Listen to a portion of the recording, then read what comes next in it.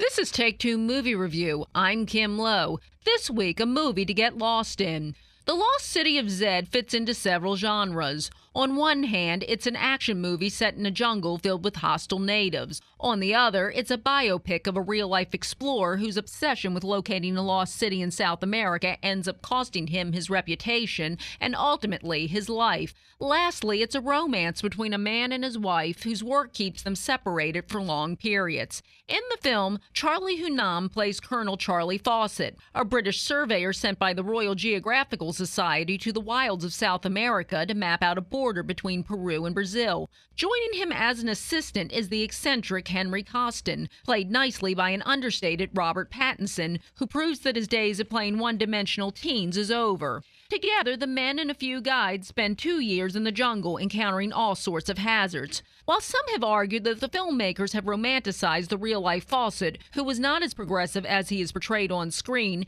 they cannot be called out for romanticizing the realities of exploration in this era. It was dirty, dangerous work with little associated glamour. The film does capture a sense of suspense as Fawcett remains convinced that he's on the right track to discover his lost city Zed. Still, not everybody back home in Victorian England is convinced that so-called primitives were capable of constructing such things, and after a second expedition ends in disaster, Fawcett is left to cope with both the academic fallout as well as the personal for being away from his family for so long. The Lost City of Zed is a well-done look at a little-known part of history, and a cut above what's at the Cineplex this time of year. This has been Take Two Movie Review. I'm Kim Lowe. Catch up with us at take2moviereview.com and feed us back on our page on YouTube.